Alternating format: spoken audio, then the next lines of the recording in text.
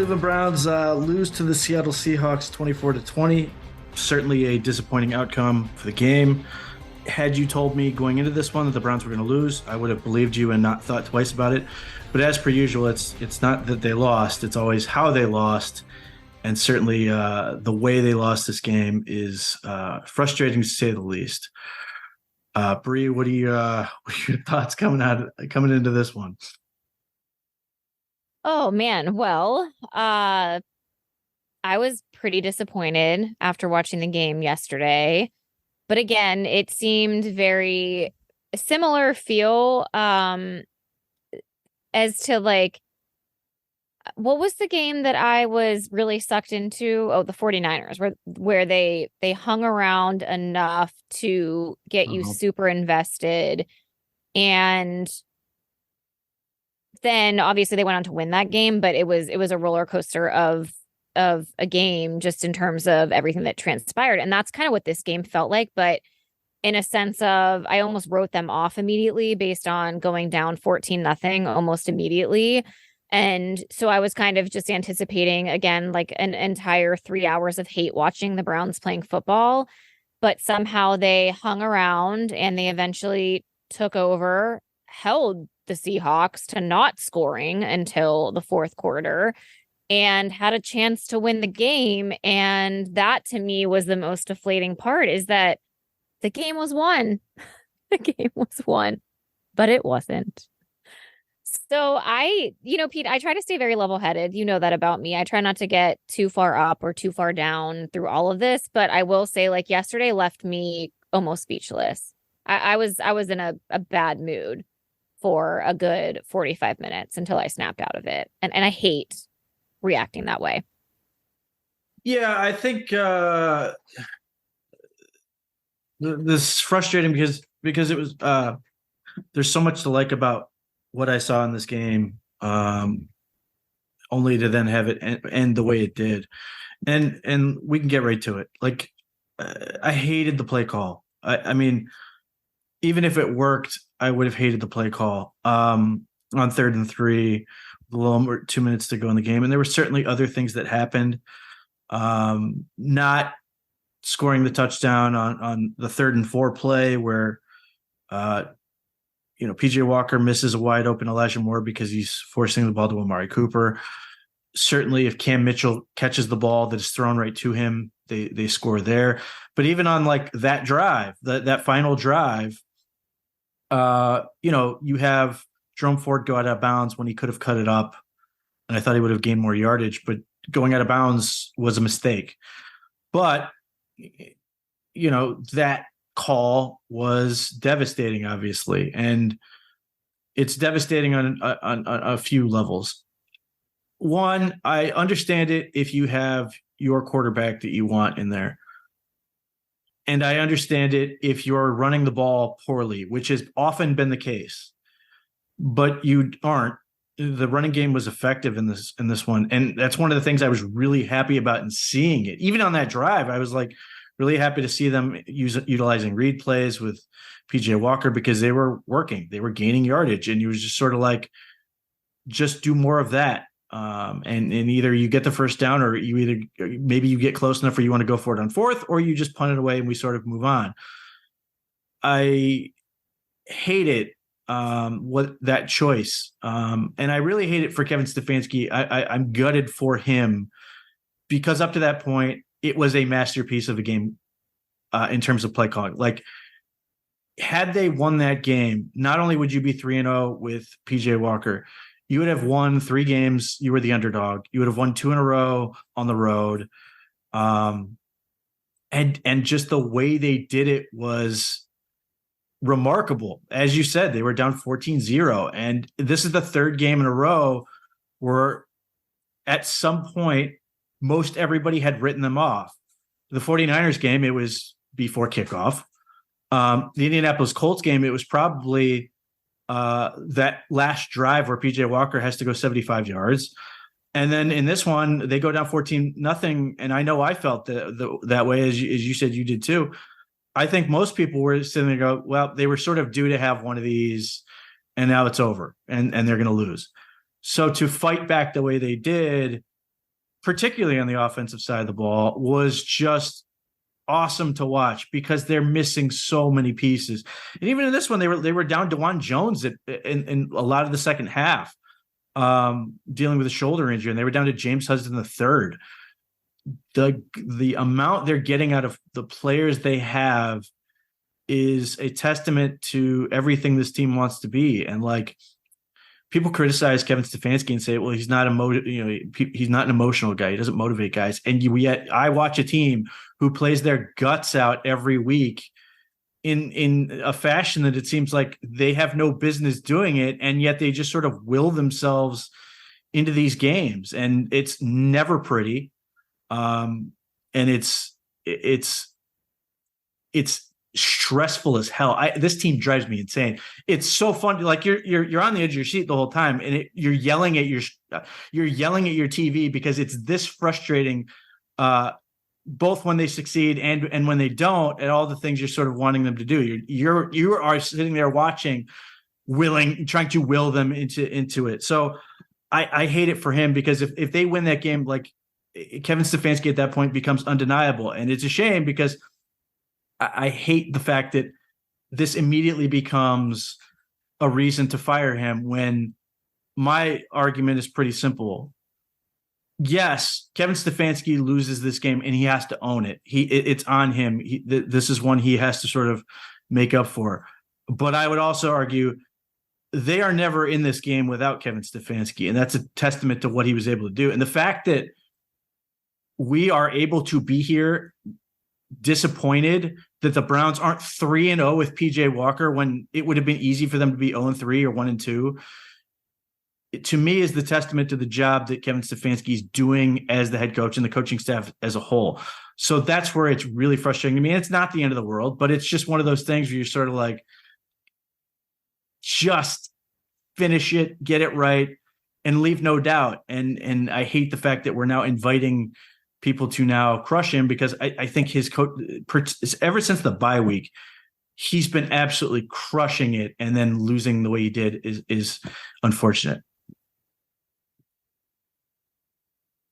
I have a couple of thoughts. So in reflection, and this is obviously a full 24 hours after watching the game, I feel a lot differently than I felt last night, and even just immediate post play call, post ending of the game. I am with you. As soon as the play happened, I was like, why did they not just run the ball? And I understand that is the conservative play call. And we've talked about it before. Kevin Stefanski is an aggressive play caller. He is not afraid to go for it. And while I know that the worst thing that happened, that could have possibly happened, was an interception, how amazing would it have been had they completed a pass to get the first down? I mean, you're essentially sealing the game victory, game over. I mean, this is a completely different conversation. And so the situation that they were in, and the fact that it ended up in an interception, not even just an incompletion, an interception, right, like that is what did it. The fact that it bounced off of a guy's helmet. How many times have we seen these interceptions happen to the Browns that way? Whether it's off of a helmet, a body part, getting a tipped ball, like that happens to the Browns all the time. It happened all the time with Baker specifically, just off of guys' hands into the stomach and hands of another player. So yeah, I was frustrated, and then the more that I thought about it, the less mad I got about the actual play call than I was just about how the circumstances fell. Because it's unfortunate that it happened that way, but if that was an incompletion, sure, people would be mad about it, but you're still punting. They're punting the ball away, which I think is what people wanted to see. If they ran the ball, didn't get the 3 yards, then you punt it away. Or if you get a couple of yards, then you have a decision to make, 4th and 1. What do you do? I think it's very unfair to be mad at Kevin, because in my opinion, he coached a heck of a game yesterday outside of that one blunder. And in my opinion, in my humble opinion, I thought it was going to be really hard for PJ Walker at the helm of this team to go out and win 3 games in a row. It was already a lot to ask him to win 2 football games. And I know that we had some luck fall on our side, which deservedly so. That's going to happen too. Going into this game on the road in Seattle, I didn't feel great about the Browns coming away with a win. So that's why I think it was maybe more of a devastating loss in a lot of people's minds, because the expectation was that they probably weren't going to come away with a win. It sucks that that's how they lost the game. But at the end of the day, I'm really not that mad about it now. I'm mad about the circumstances, but I'm actually not mad overall in looking at things. Yes. Again, I go back to the Jerome Ford thing. If he stays in bounds when he runs the ball, the third down call would have come at the 2-minute warning. I guarantee they run the ball. They get the 2 minutes. That's not to excuse the play call, because I still think they should run the ball. But you do have that little bit of freedom to say, well, one more snap is going to get to the 2-minute warning, so I had the freedom to throw it. My problem is I felt like the throw that PJ Walker missed to Amari Cooper was the shot. Like that was your take the shot play. And they missed it. Now they got the penalty and it extended the drive, but I felt like at that point you were just sort of done. Well, and just run it. Here's my other frustration, even going back a couple of plays before. PJ Walker missed Elijah Moore wide ass open in the middle of the field when they were at the 4 or 5 yard line. And that resulted in having to kick a field goal. 4 points. Yeah. So there's a touchdown that was left on the board. And prior to that, the defense had an interception, possible pick six that, who was it? Cameron Mitchell. That dropped Cameron Mitchell. That's right. I mean, there were plays to be had to be able to make this game even a wider margin than them being up 3 and being in this 3rd and 2 spot. Now, I understand that's obviously not how things fell, but I just go back and I look at, there were opportunities to be had outside of this coming down to a 3rd and 2 play call. And even so, the interception happens. It's up to the defense now to make a stop and go win the game. And to be honest, all you had to do was hold him to a field goal, right? At least if nothing else, hold him to a field goal and have them tie the game. You just had to keep him out of the end zone, which they had done the entire second half, mind you. And then it was like everything just folded. And so it was like all of those things. I knew Kevin Stefanski was going to take the heat based on how the defense performed and couldn't stop them. There's nothing that could have happened to essentially right Kevin Stefanski's play call. Yeah, I mean, even if they would have held them to a field goal, it's still a huge calling for his head.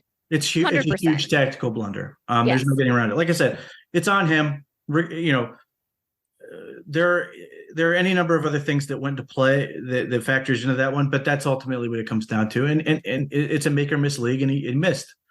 Now, you can make the argument that he sort of already had pre-redeemed himself with the 49ers and Colts games, but that's never how it works.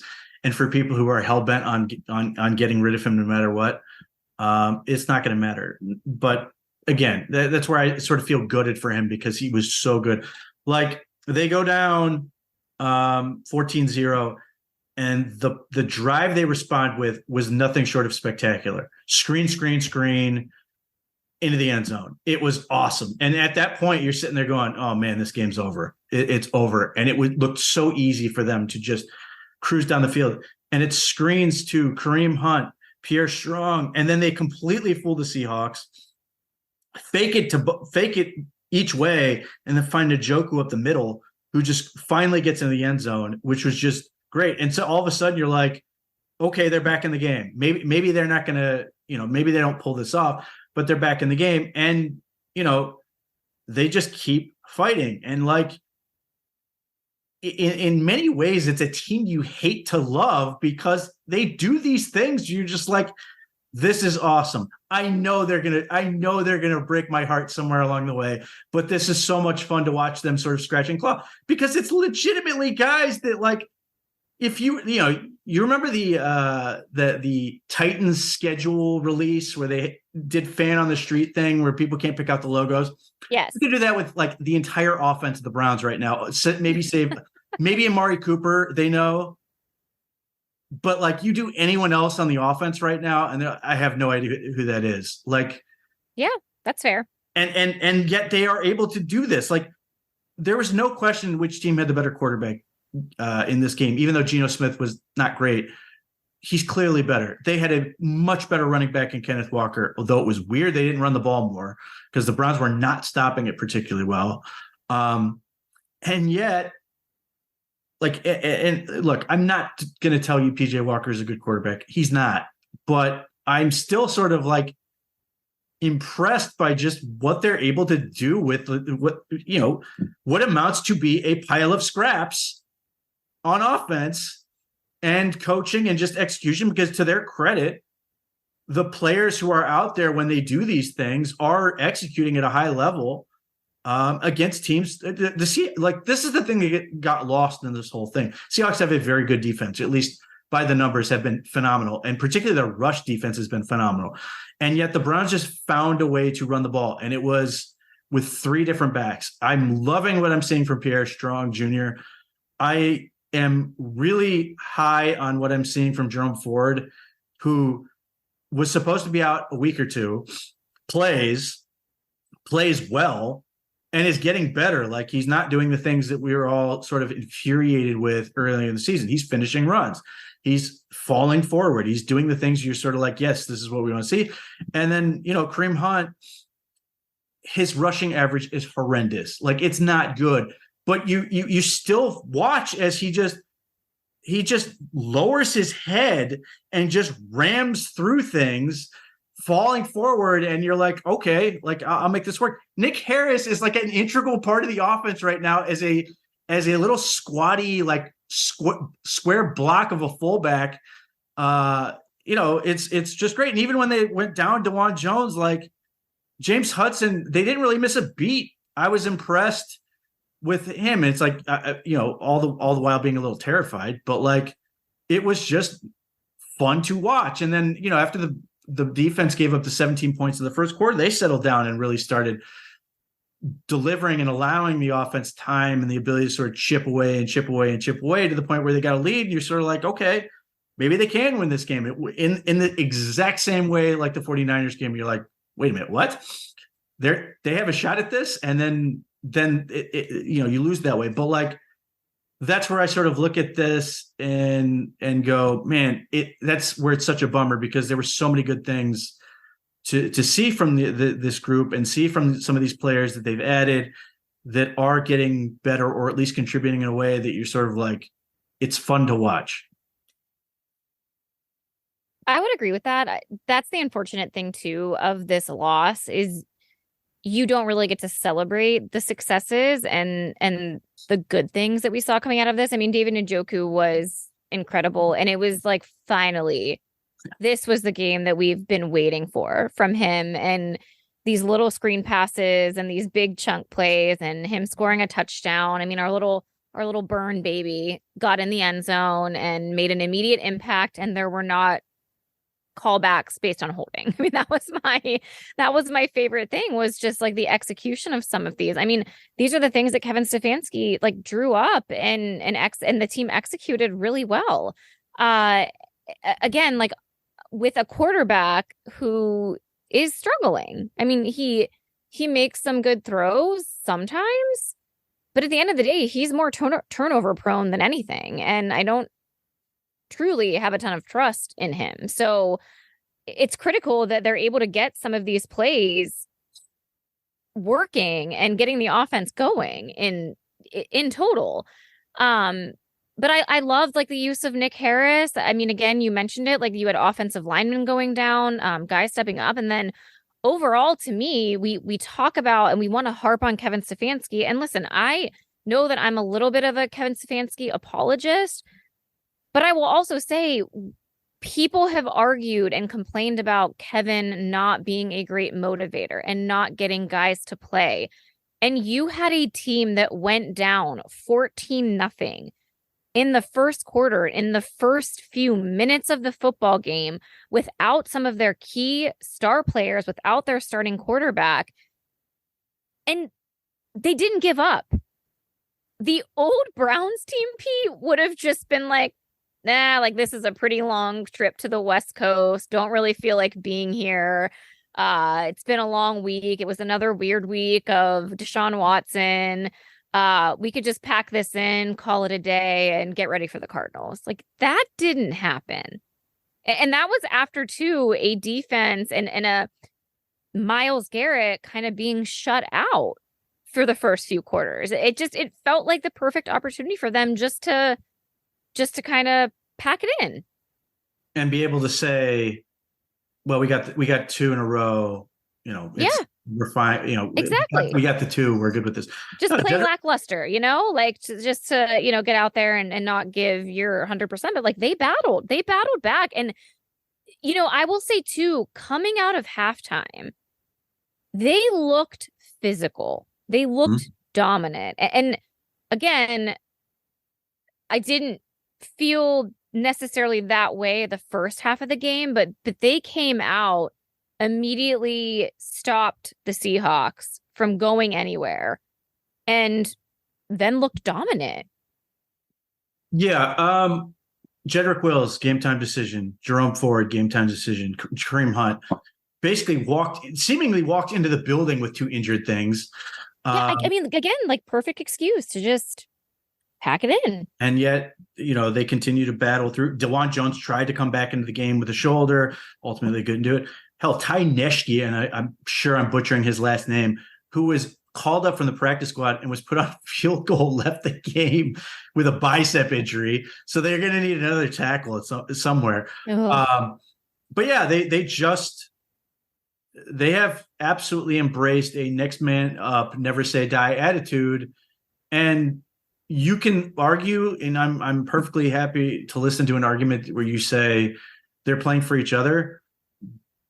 But at some point, you have to be able to look and go, yeah, the head coach has something to do with this. And they just want to win no matter what it takes, no matter who it is. They are not allowing excuses, of which they have any number of them, to slow them down. And I think you have to hate playing this team if you're an opponent right now, because I agree. They won't die.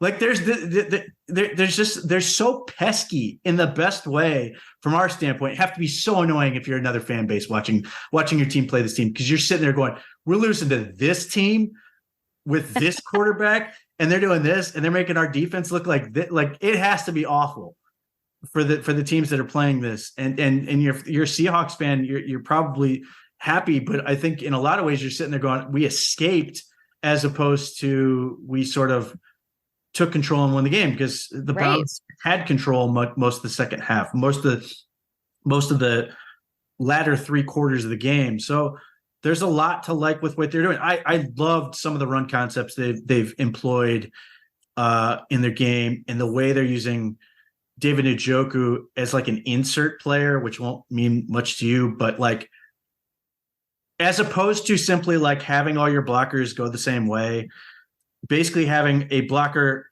go out in front and David Njoku slide behind as a cutoff to sort of get a guy who would be sort of slanting that direction. The other thing that they're doing, they're employing a ton of, and they had a lot of success with, is zone with the kick out and zone kick action. And it's been really good.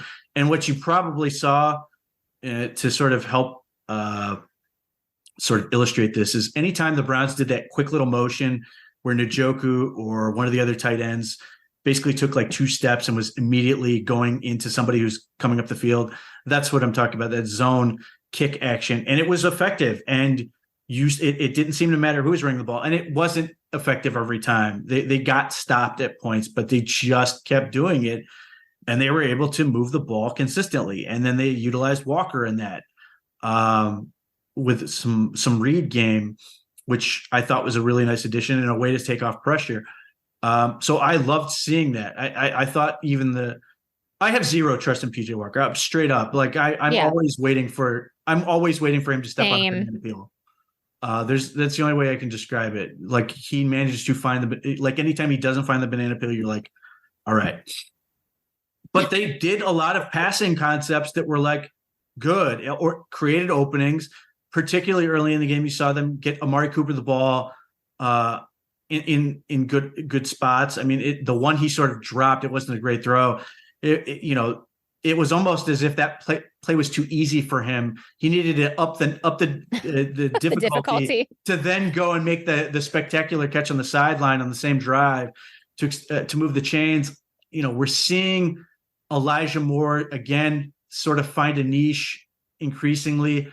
Yeah. That I like. I think he's getting better. And then I'm estimating that the amount of time the ball traveled in the air to get to David Njoku combined was about 7 yards, because all he did was catch a screen and then just go. And I don't think he made a cut on any of the balls he caught. It was just a straight line. Get behind your pads and run as hard as you could. And it was just great. And he always looks like a gazelle when he's like running. It's like he has like the longest strides ever. And it's almost as if his like body is ahead of him. You said Kareem Hunt is like the shopping cart, which, by the way, that's all I could think about watching the game yesterday. And I did have to laugh because that is exactly what he looks like. And I did tell my parents were over, and I explained to my dad, and he got a kick out of that, just as an FYI. But yeah, to make sure he holds on to the football. I'm always like devastated he's going to get the ball knocked out of his hands because there's always people like swarming him at the very last minute. Yeah. So, the turnovers, Pete. The Browns have the most turnovers. This is bad. This is so bad. Like, there are a number of statistics that basically suggest not sustainable. That the Browns should be in dead last based on things like turnovers and some of these other things. The fact that they're 4-3 is like borderline miraculous, and they could be. Obviously, we're sitting here, and they could be 5-2, or if we even go further back, if they didn't turn over the ball so much, 6-1. Yeah, I can't. That makes me want to throw up. So yeah, it's a massive problem, and fortunately, even though the defense had its share of issues, we'll get to, they were able to sort of respond in kind, creating some of their own turnovers to sort of balance it out a little bit. But like the one interception PJ Walker threw in the red zone was bad. It was really bad. And then Njoku tried to make that miraculous play. And I felt like the NFL rules should be bent to allow him to do it, because it was so great to see him slap the ball out. It looked like he should have gotten away with it. And like, he's down by contact. He's just like, come on, NFL, like, screw you. That was so annoying. I thought he was, well, regardless, he was super smart to do what he did. But it just, what it reminds me of? It's not as spectacular, but it just sort of reminds me of Maurice Clarett going and forcing the fumble in the Ohio State, the 2002 national championship, where they throw the pick. Maurice Clarett chases it down and rips the ball out and gets the ball back. Nowhere near as spectacular, but just the heady type of play to say, yeah, exactly. This is the only thing I can do. I'm going to take a shot at it and see if it works. And a lot of people were sitting there going, maybe it will. I honestly didn't even see him do that until they showed the replay. I was like very confused as to what David was arguing about. And then obviously the replay showed what happened. So, I mean, and that it was like he was throwing a 2-yard pass and managed to miss it. It was just brutal. And then, the fumble isn't the end of the world, but it just continues to pile up. And look, I'm not a proponent of trading for another quarterback. If you want another quarterback, sign one. There are veteran free agents available.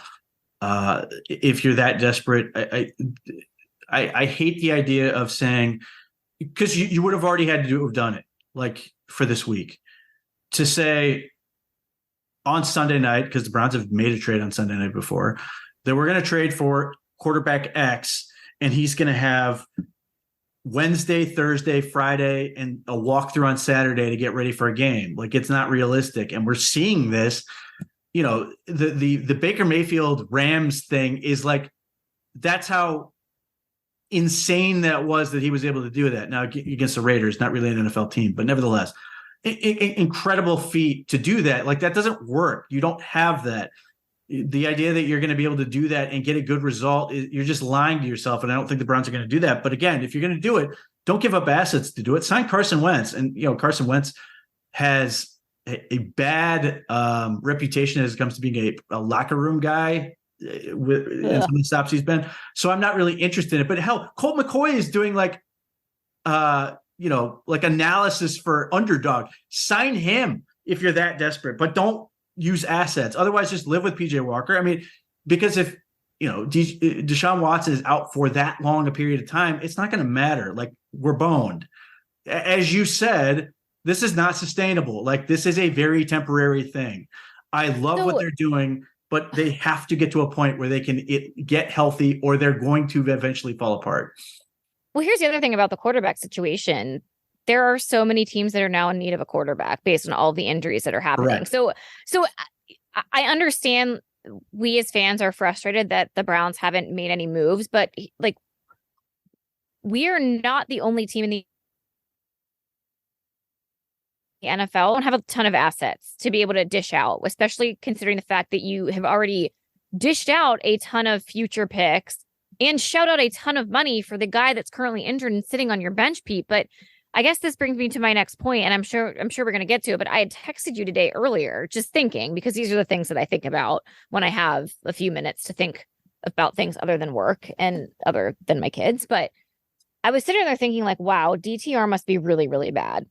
He must look really bad in practice if the Browns continue to opt for a guy that is not completing 50% of his passes and is averaging two turnovers a game. Like, is that really the best option for this team? If Deshaun Watson is not a go. Right. Well, there's a couple things. I don't think in terms, like, I'm not at practice. Otherwise I could give you a definitive answer. And by the way, the Browns are, Kevin Stefanski, call me up. I can analyze some stuff. He's not that. It's not about being bad. It's just about not being acclimated enough. And even in this game, they used it. They utilized him on the shovel pass because God knows, yes, I saw that, would have fired the ball off the guy's face on the shovel pass that they did run.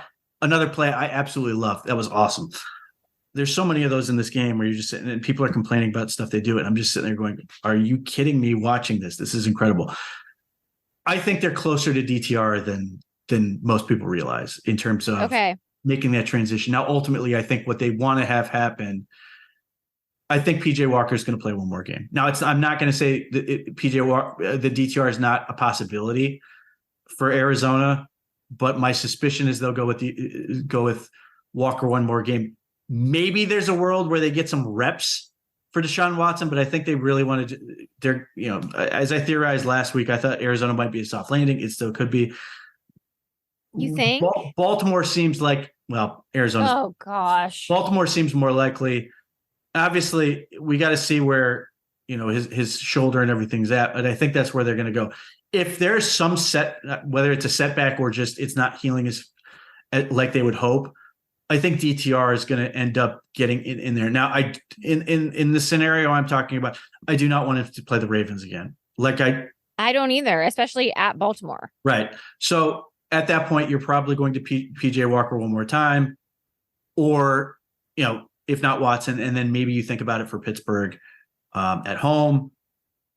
Again, you're hoping Watson's back, but I think it's not unimaginable that DTR could play against Arizona, but I don't think the Browns want to get into the situation where they're constantly flipping the quarterback and doing this sort of every other week. Now, the Titans are doing that a little bit, and maybe it's not that big of a deal, but I think there's a continuity thing the Browns want to get. But I don't chalk it up to DTR is bad. I chalk it up to DTR is a rookie.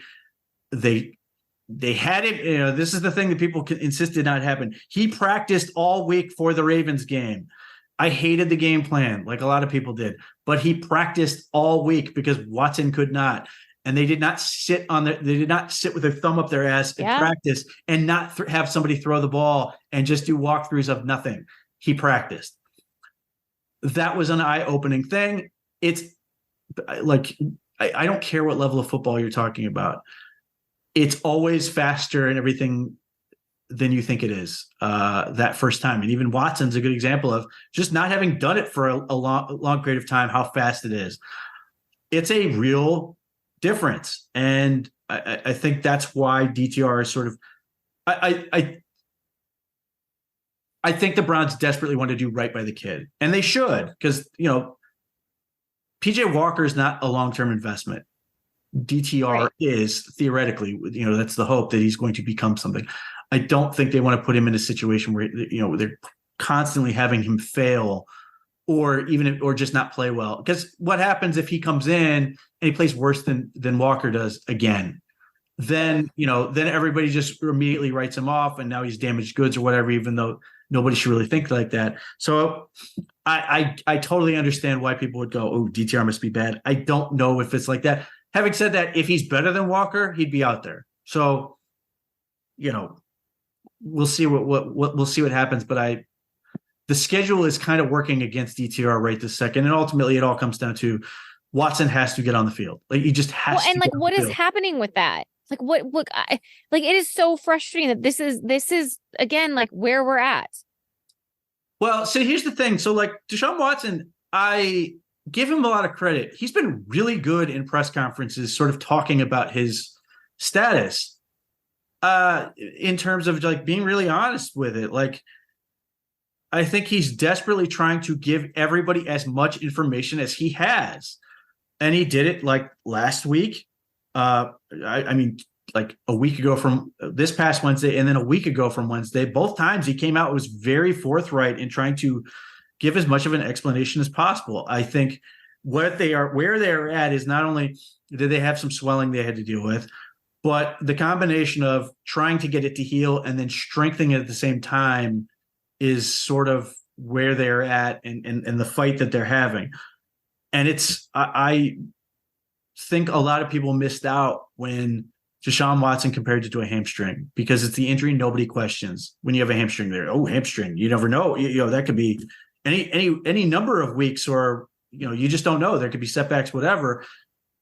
But with this, people are like, no, I need a definitive answer. And this, I need an exact time frame and an exact prognosis. And even like doctors, obviously they're not looking at him who are commenting on, but even they're like, there's not a true consensus other than like at 6 weeks, he should be feeling pretty good in terms of recovery from the injury. The X factor we don't know is if he did have an issue in coming into the game like he did, and there was something else that went wrong. And obviously that would open them up to criticism. I don't really hate what they did. I feel like people were going to criticize them as long as Deshaun Watson wasn't on the field. And now they had to face the reality of what it looked like when he was, which was instructive. I hate that it had to go like that, but ultimately I think Kevin Stefanski made the right decision doing what he did, making the decision to go with Walker in that scenario. They won the game, and, you would hope no harm, no foul, but it's possible there's a little harm there. So it's an incredibly frustrating element to this season because it overshadows everything else.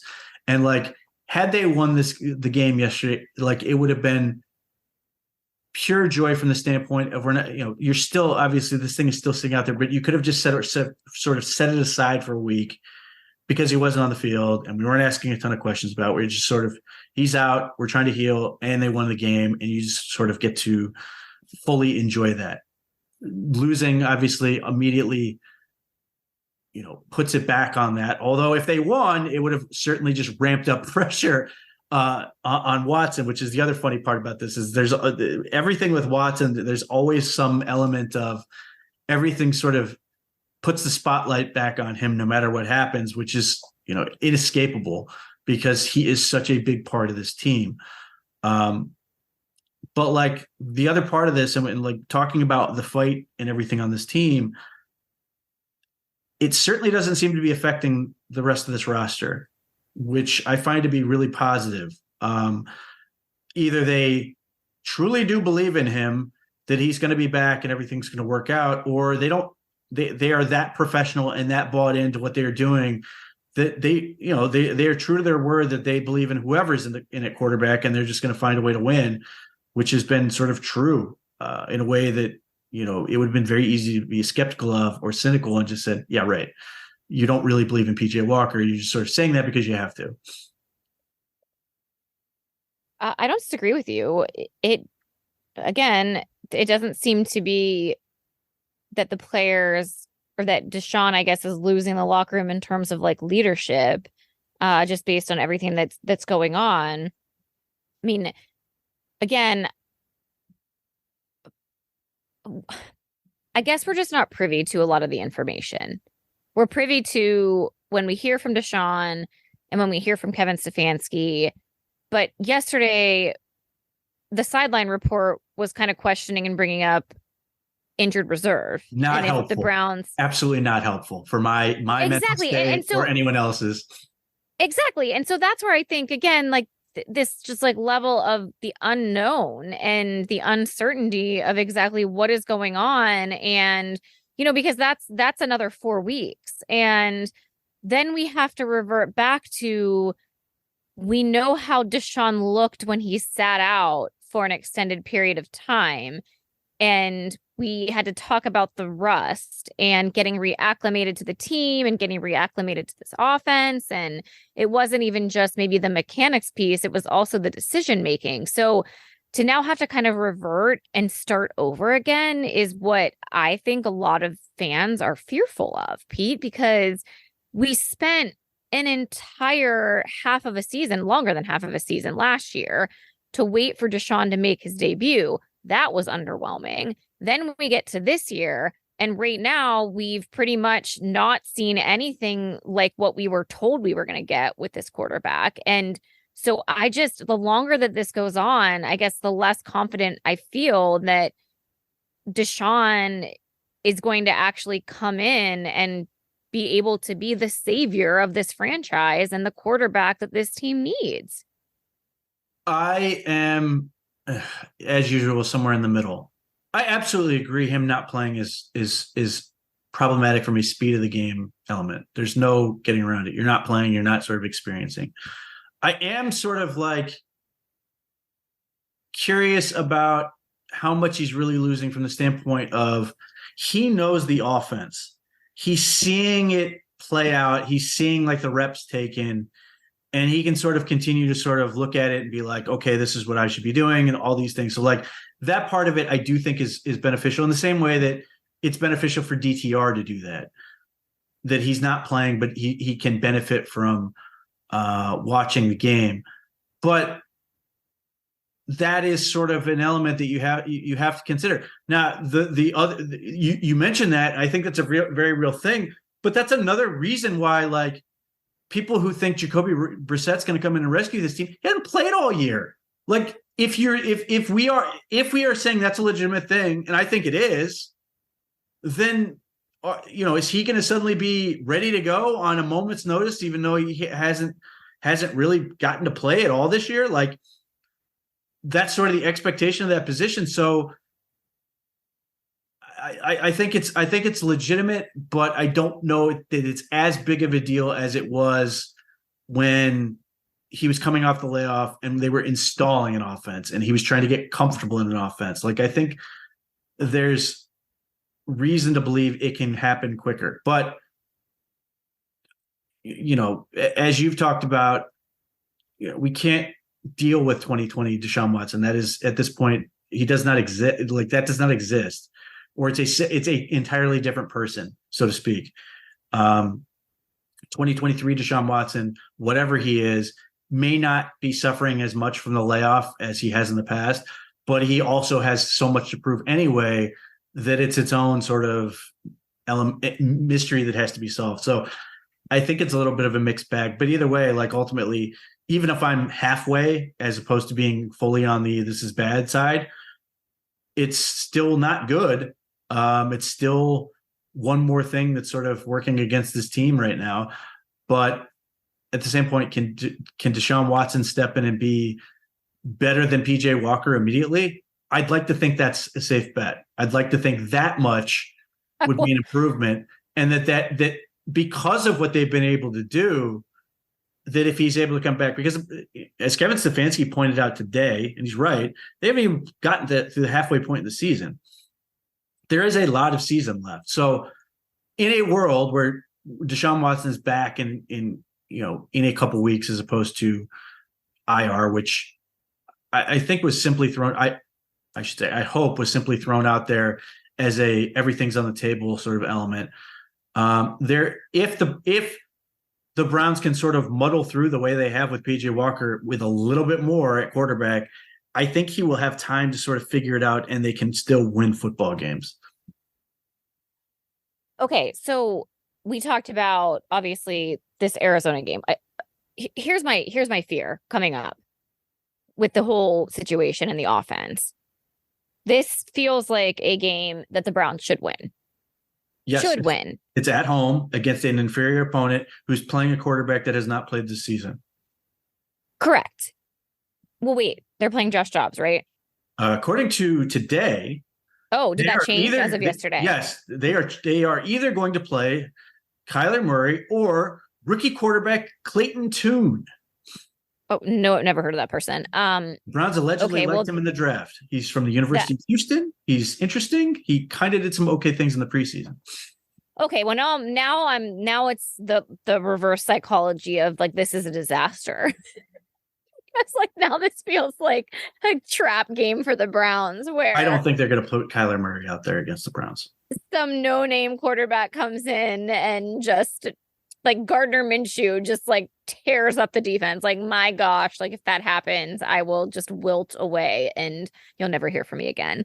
But okay, so this is a game that they should win. Yes. Let's just say, I don't know, if Pete is starting at quarterback, still feels like this should be a winnable game. But then does Deshaun Watson come back against Baltimore? Scary. And you travel against Baltimore. Like, again, like I don't love that either. So I don't know, Pete. Like, you can't just, these in-division games are so important. And the division is technically still there. Like, you have to win against the Ravens. Like that's a lot of pressure. I understand that. But if you want to be a contender, like you have to go win these games. Yeah, and that's another area where losing Seattle hurts because they would have been a game as opposed to 2 games back. Sucks. So yeah, the Ravens are being 6-2. Yeah, I mean, there's, the Browns can't sort of afford to pick their spot with Watson so long as he's healthy. If that, it's not a case of, well, he's 90% healthy. I mean, in a world where he's 100% healthy, you can't be like, well, we're going to wait another week. He has to play for any number of reasons, not the least of which is just getting reps. Even if you're saying, okay, we're probably going to lose this game, we got to get reps. But even if, as I say this, like the last 3 weeks, I've sort of been going, okay, we're going to lose to the 49ers. Okay, we're going to have a really tough time with the Colts. Okay, we're probably going to lose the Seahawks. And then here we are where they're battling to the end.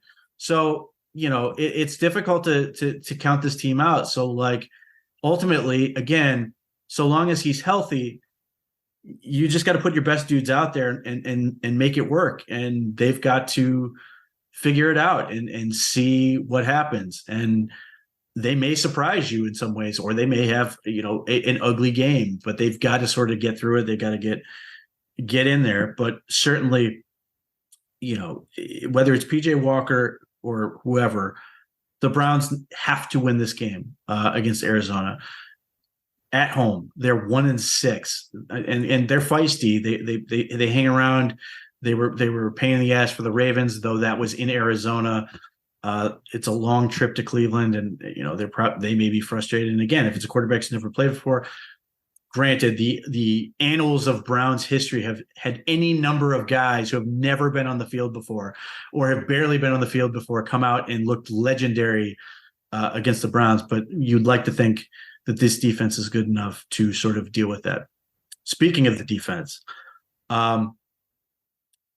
mixed bag, to say the least, against the Seahawks. 17 points in the first quarter, and then they don't give up anything until the last drive of the game, where they give up the final 7. And some of those 17 points were a result of turnover, or a lot of the majority of those points came off turnovers, which is his own issue. So what I would tell you for people who are like, what's wrong with the defense? Well, the answer is there are some concerning things with the defense. And also, this is how it was always supposed to work. You know, the way the Browns came out those first 3 games and were like historically the greatest thing in the century was one, just insane, just to have it happen that way. But even when Jim Schwartz was like introduced, what you're seeing now from this Browns defense is sort of what he laid out. You constantly hear about an attacking defense, which is what he wants to do. And if you watched against the Seahawks, and it drove me insane to watch it, some of the pressure they were sending in the form of like blitzes and some other things, or just attacking downhill, was the linebackers would fly right by Kenneth Walker as he was going past them with the ball in his hands. And like, you sit there and you see the amount of explosive plays the Browns have given up the last couple of weeks. It's a really troubling number. But that's going to happen based on the fact that you are attacking. Jim Schwartz's philosophy is he wants to, one of the 3 plays in a series of downs, he wants to hit you behind the line of scrimmage, because if he does that, he believes he's either going to get a turnover or get off the field and force a punt or field goal if they're in that range. The and by nature of utilizing that type of philosophy, teams are going to counterpunch at points and find holes in the defense, or just find space and give up some plays, which has happened. The problem you're running into is that like the Browns are so feast or famine when they are killing it. They are just they just absolutely pile up 3 and outs over and over and over again. But when things start to go bad, there's like this distressed element where they don't seem to like give up a play and then go, okay, you got us there. We're going to come back and shut you down now. In the last couple of weeks, it's been a lot of getting gashed and then just getting gashed all the way down the field. Opened the game against the San Francisco 49ers. That's exactly what happened. And then certainly the 14 points the Seahawks were able to put up. Again, I know one of those touchdowns came off a turnover, but nevertheless, it was just like ping, ping, ping, ping, ping, touchdown. With almost no resistance. Like, that's the area where they have to improve. They have to be able to be more consistent at just being able to sort of be resilient. Their red zone defense is atrocious. In the last 4 games, opponents are scoring 8 touchdowns on 81% of their attempts in the red zone. This past week, they dropped it from 90.1%. Like, it was god awful. That is an area where they have to improve. They've just got to get better at holding some of those possessions out for field goals. Because again, you look at this game, the Seahawks won because they scored 3 touchdowns. As you know, we talk about how kickers aren't that big of a deal. Seahawks scored 3 touchdowns. The Browns scored 2. Simple. That's why ultimately why the Seahawks won the game. They've got to get better in that. And then the other part is, beyond the simple element of other teams' coaches get paid too, and they're finding ways to sort of isolate Browns defenders in space, that is now seeing them miss tackles at a rate you were not accustomed to. So like those first 3 games, you would see like a guy miss a tackle, but there would be 2 of his friends right there to make sure that the play was stopped.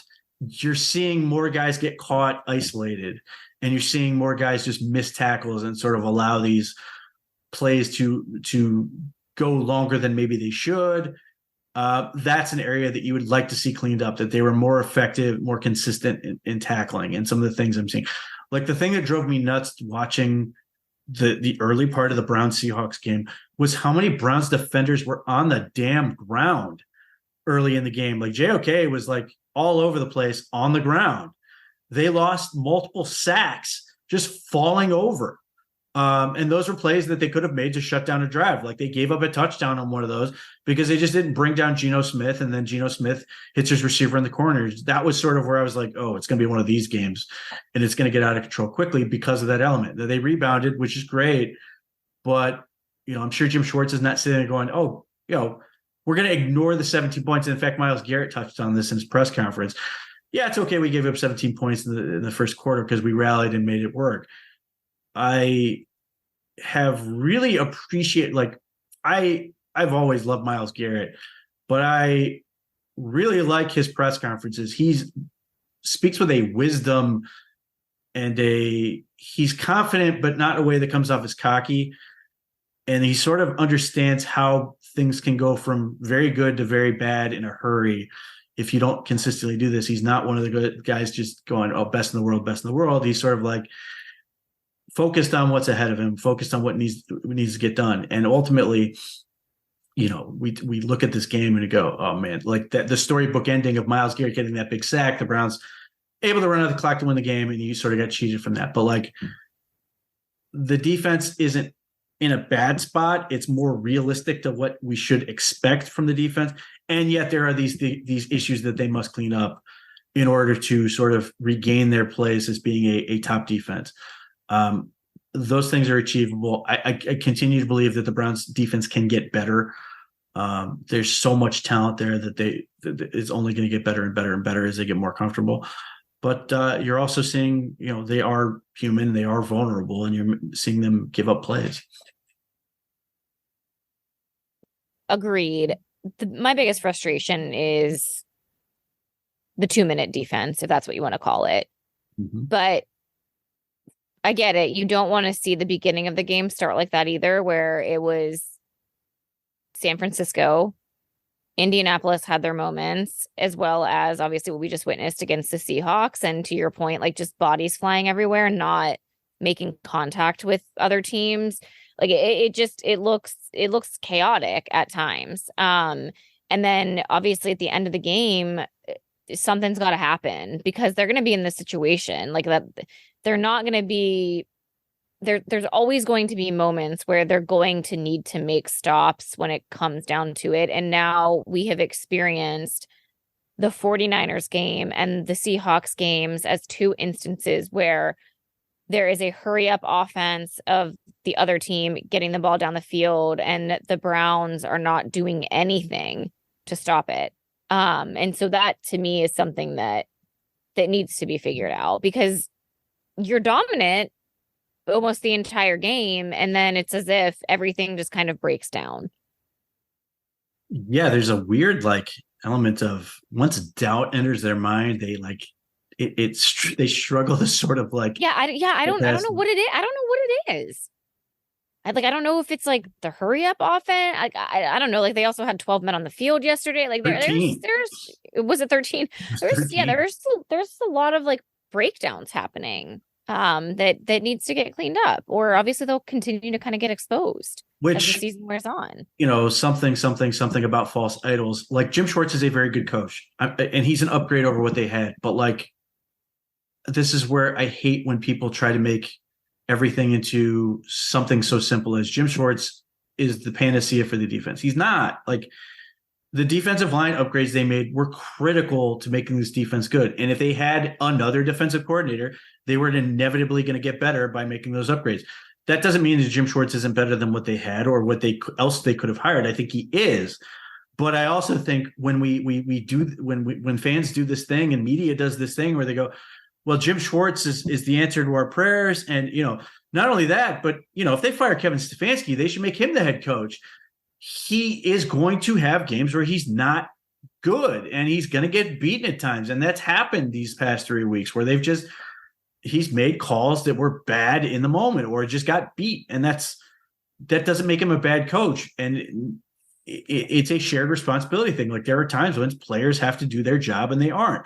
So when we harken back 2 years past, we go, oh man, these blown coverages and too many men on the field and just, it's such a mess and all this stuff. And then you watch it and the same shit happens. Like you sort of have to be realistic with this and not just try to make it everything into an easy answer because, you know, it's never going to be that simple. And yes, you want to minimize those things. And I think Schwartz is doing certain things and the talent they have is able to do more of the things to reduce the number of issues they have on those fronts. But nevertheless, they happen. And you sort of have to be able to accept that one, he's not a god, and two, that he's not making any tackles. Jim Schwartz, if he makes a tackle this year, the Browns are in a whole lot of trouble. So like he can do what he does, but like we're sort of limited in his impact to a certain point. And again, like I can't say this enough. I think he's been a tremendous hire. And it's funny because like people don't want to give Stefanski credit and are like trying to go, well, Stefanski's only good this year because of Jim Schwartz. Well, Stefanski hired him for one thing. And two, like, if that's the case, like, at what point do you have to do that for every head coach where you're just like, you're trying to bring any credit possible out to anything else that it diminishes? Like the best example I'd use is John Harbaugh. John Harbaugh for the Ravens is a former special teams coach. Like, so that means he gets credit for nothing but special teams, even though he's the head coach of the whole team and their special teams are very good year in and year out. But like, he doesn't coach offense. He doesn't coach. He must not know anything about those things. It's to me, it's just unbelievably silly. And I wish people would stop doing it. Like, there are plenty of things you can criticize Stefanski about, or Schwartz, or Ventrone. But ultimately, they are, to me, the best coaching staff this team has had in God only knows since probably the 90s. And they are putting this team consistently in position to win, and they're not infallible. And hopefully, they can continue to get this team headed in the right direction. Yeah, there's still a lot of season left at the end of the day. Right. 7 games in. They've got 10 more, which again, that's the other part about this. It feels like so many. I know, but that's the thing. Like, we get to this point where like 4-3. Oh man, the season. Oh no, it's over. And then you like have to really think about it and you go, there's still 10 games left that can change, week to week league. A perfect example right now is the 49ers. The Browns broke them. Straight up. The Browns broke the 49ers. They are completely disheveled at this point since the Browns took them down. They're like a hobo team now. Have lost 3 straight. They couldn't help the Browns out whatsoever against the Bengals. There's plenty of time to go 9-8 is what you're saying. Plenty of time. I think it's all it's crazy to think this because like if I told you before the season that Nick Chubb was going to be out for almost the entire season, Jack Conklin was going to be out the entire season, Deshaun Watson was going to miss a ton of time with some mysterious injury we can't put our finger on, and then PJ Walker was going to play at least a month of quarterback, I think everyone would have been, well, the Browns must have been a complete disaster and everybody was fired, and they're 4-3. Like, they have a chance. And granted, there's still time for them to be a complete disaster. I don't want to rule that possibility out, but like, they're right in the mix with all the things going wrong with this team and then a whole lot of things going right with it. So we just sort of have to wait to see, and hopefully they can string together a bunch of, number of wins. I think we've entered a area of the schedule where they can start stacking wins and doing the things that are going to allow them. But, if they beat Arizona, they would have won. They would have, after going 2-2 into the bye week, which would perfectly acceptable outcome, even as frustrating as that Steelers loss was. They would have then come out and gone 3-1 since, which everybody would have signed up for, given the opportunity, especially if PJ Walker was the quarterback. And I know the way they lost the Seahawks game is the problem. The fact they could be 3-0, but they could be 3-0 with PJ freaking Walker is just defies everything about that should make sense about this game. So it's impressive. So yeah, that's where we're at right now. The Browns are going to host the Arizona Cardinals. This should be a game they win. You can talk about traps and everything else, but like, the Browns are just a better football team than the Arizona Cardinals, and they're at home. There's every reason to believe this is one of those things. If the Browns are a good team, they win this game. And granted, there are good teams that lose to teams like this. I mean, the 49ers are a good example. The hobo franchise now. Rip. Maybe the 49ers just aren't good. Well, they were good until a plucky bunch of Cleveland Browns just showed them what's what. Ruined them. I look, they should be 5-3 coming out this week. There's just no getting around that. It would be an enormous disappointment to lose this game. Hopefully, we're able to sort of rally, be excited about this, because then they are into some, back into the division with an opportunity to sort of really make a dent and sort of announce themselves as a legitimate team. It's got a good shot for the postseason. It's not going to be easy by any stretch, but the Ravens are playing well enough. They're not, like I said, even just watching them against the Cardinals, they weren't great, but they were good enough.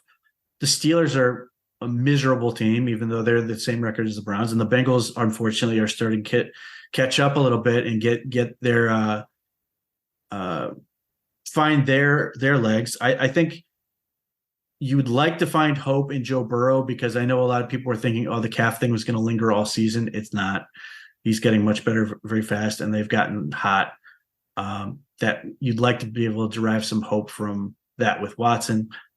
I'm not counting on it, given just Murphy's Law on that one. But you have a chance to, again, get going, get a win, and then get on a run. If they can do that, then they're going to put themselves in a great spot to get into the postseason.